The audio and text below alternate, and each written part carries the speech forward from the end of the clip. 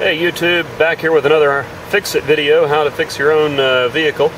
This is the 2001 Mazda MPV with 173,000 miles on it. And the issue at hand is a noisy cooling fan under the hood. It's not making noise right now. Even though it's running, you can hear it running there. As it cycles off and on, though, it may squeal.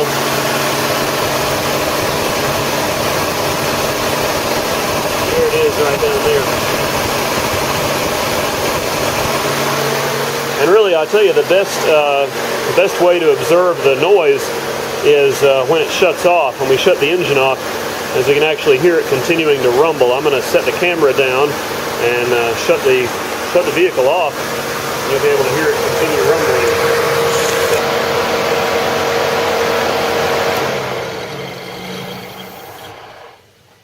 Yeah, there we go. So, we're going to talk about how to get the fan assembly out of this van, hopefully without taking the whole bumper off. Hopefully we'll be able to just take the grill off and the hood latch, and then get the radiator pivoted forward enough to be able to get the fan assembly out. We've allowed the engine to cool off here. So now it's time to begin work. We're going to learn a little bit about the fan cage first. Here's the replacement, which we picked up on eBay. We're looking at the engine side of this assembly, and so the fan that's causing us trouble is the one on our right here. A couple of points to note about this: you can purchase the motor and replace just the motor. Usually $60–70 for the motor. The whole assembly, I picked it up for about $110, so I decided that to just try to get the job done more quickly, I would go ahead and replace the whole assembly. Got two new motors that way. And what I will do is, since one of my motors is good, I'm going to keep it just in case I need it down the road.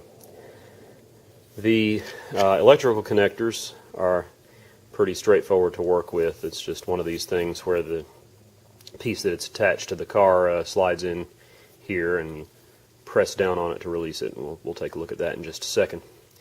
As far as the way that this is attached to the radiator, there are two bolt holes, one here, one over here, and that's what bolts into the radiator.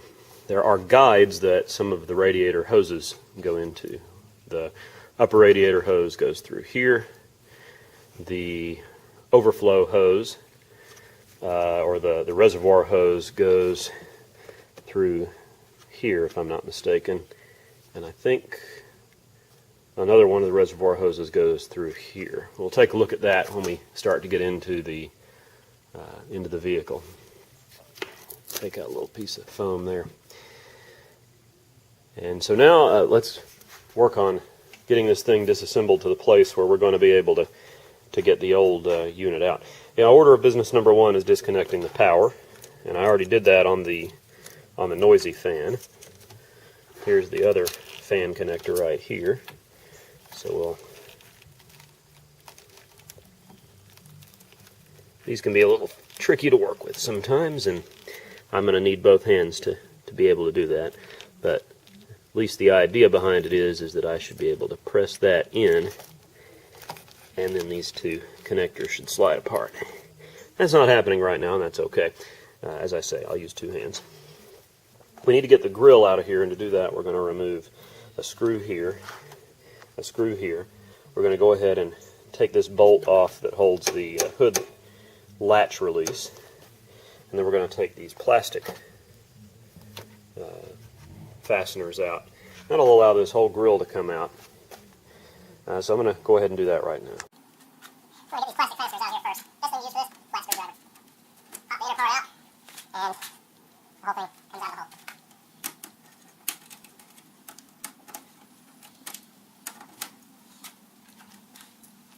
The screws are single Phillips screws, so it's a matter of backing those out.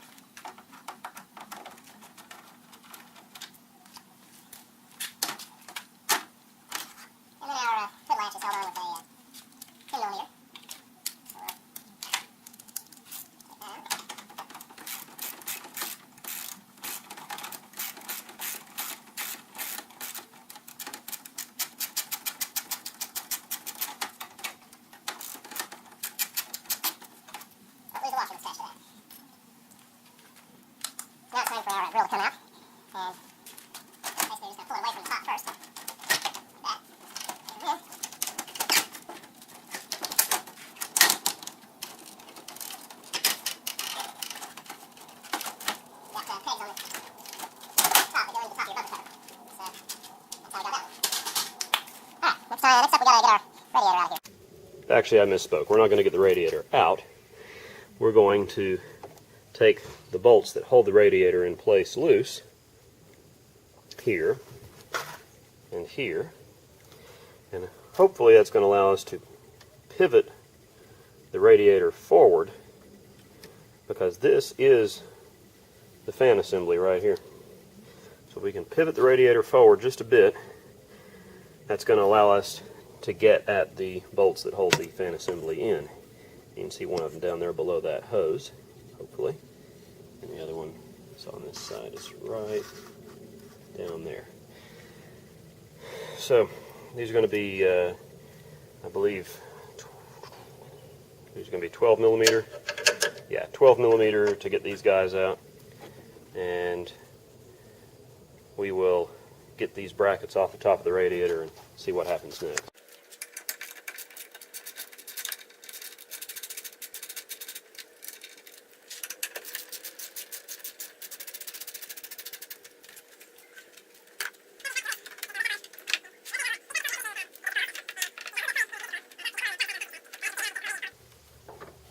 So now comes the time to figure out what all I need to get loose from the radiator hoses in order to be able to get the fan cage out of here. Let's take a good look. Here is the upper radiator hose. You can see it makes a pretty hard turn there, and then it runs through those guides along the top of the fan assembly. And then right here, it makes a turn and goes back this direction here. So basically, we're just going to pop that out of the guides that are holding it in place. And this is why it's important to do this on a cool engine, because that pipe's going to be hot if you've just driven before doing this job. The other hose, the one that we can't see so well right here, is actually the lower hose from the reservoir. And that one we may have to take loose. There it is right there. We may have to take it off of disconnect it from the radiator right down there in order to be able to get the fan housing out. But we'll take the big one out first, and then we're going to get down in here and take the bolts loose. And so there's one of the bolts right there. And the other bolt is right there. Now first off, we'll get this hose, the big hose, out of its guides, top of the fan assembly. These hoses are, they're designed to be able to be grabbed and yanked on a bit, so don't worry too much about that. So we got that free.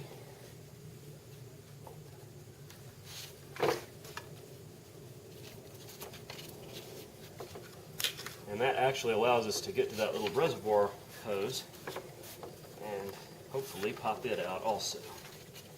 It's got a guide that it's in, two guides that it's in actually. There's one.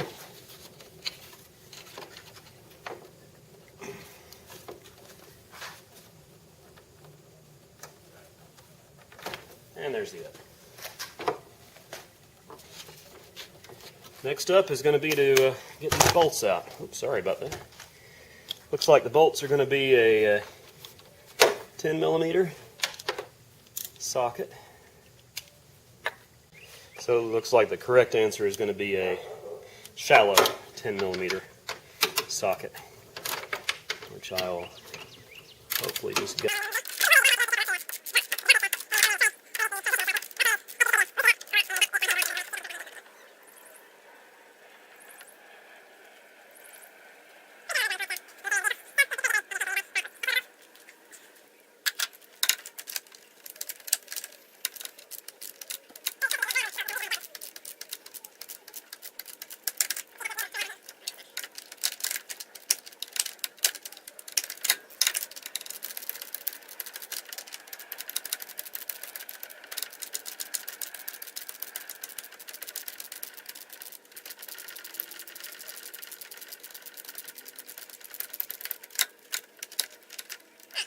Now, I'm going to try to grab it and not let it drop.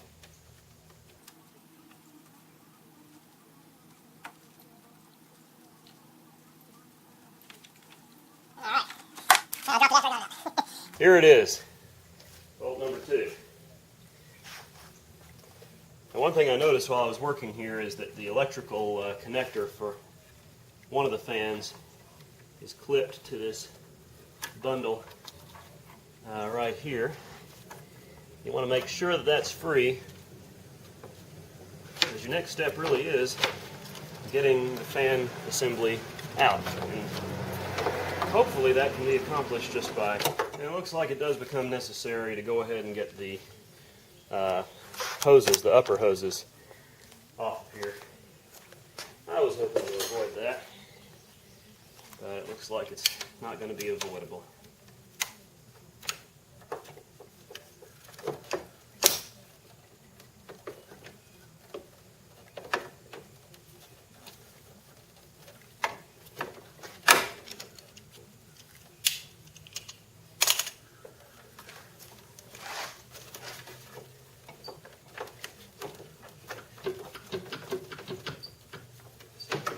A little bit, we're going to lose a little bit of our radiator fluid, and that's just how it is,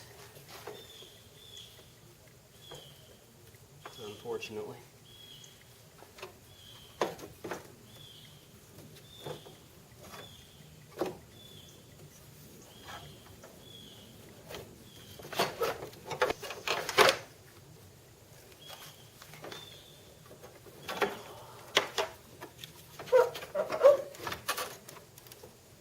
Get the large upper hose off also. Oops.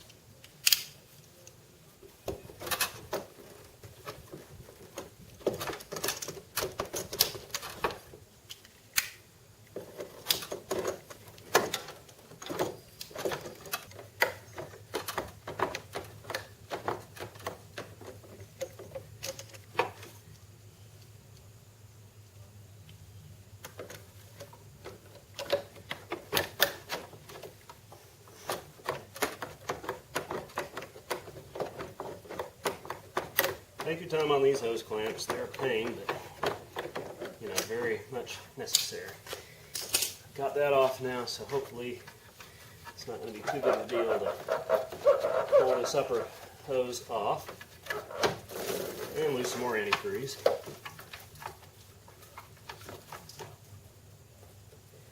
There we go. You know, just try to get them higher than the rest of the system, and you won't have too much leakage going on. Now that our radiator hoses are out of the way, looks like our fan assembly is going to come out a little bit more readily. Here again, you just want to make sure that you've got things as out of the way as you can as you lift the fan assembly up. I had to get the battery and battery tray out of here in order to be able to get to that lower overflow hose. I really was hoping not to have to do that, because I've ended up with a lot of antifreeze lost from doing that, but I guess it's just part of the deal. Now, hopefully, the fan assembly will come on out willingly. Yeah, most of the way there.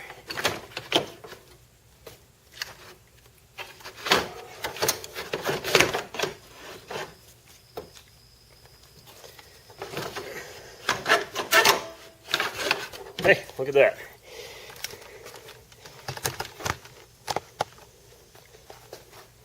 Now our fan assembly is out. We're ready to put the new one in and button everything back up.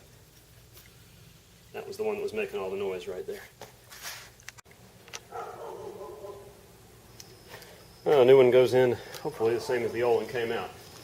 I've routed the wires through these channels here.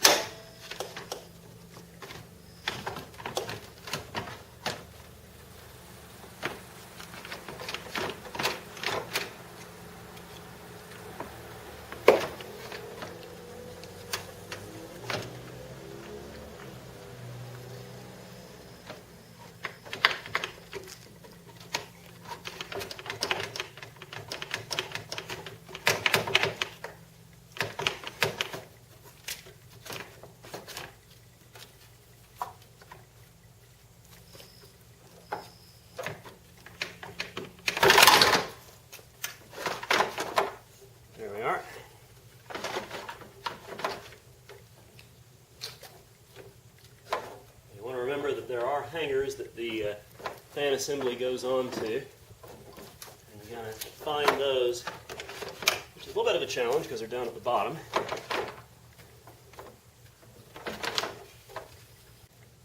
Alright, we're now to the point where we're bolting it back together, but putting the bolts back in that hold the fan assembly in place.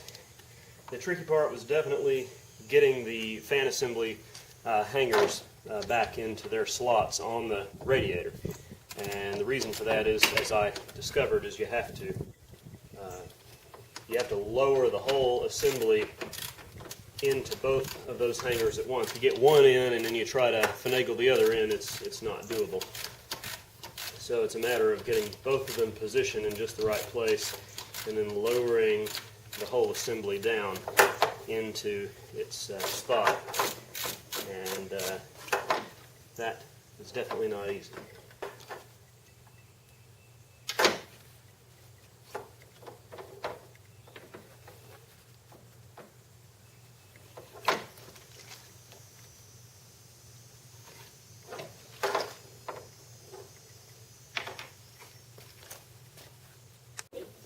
To finish the job up, but I did want to point out that I had to rewire the connectors. I had to cut the old connectors from the old fan assembly and wire nut them to their corresponding colors and cut the connectors off on the new fan assembly. So you might have to do that.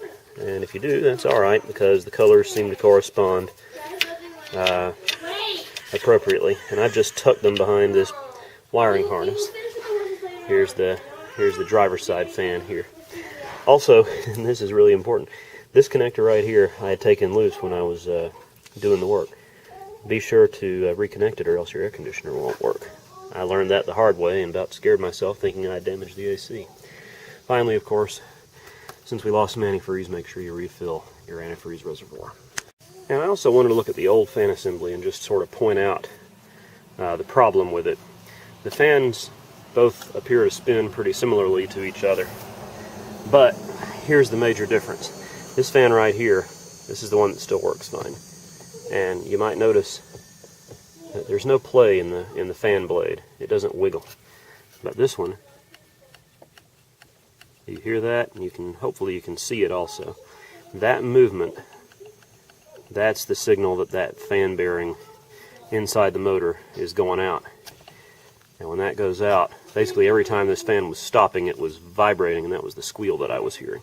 So when you start to hear that squeal from your electric fans, don't be afraid to go ahead and replace. I got the part $110 on eBay. You can pay $200 at AutoZone. You can hit all around the 100 to 120 range on eBay, on Amazon, various other sources like that. So my air conditioning now works better than it has in a little while because the way this fan motor has been wearing out. Thanks for watching.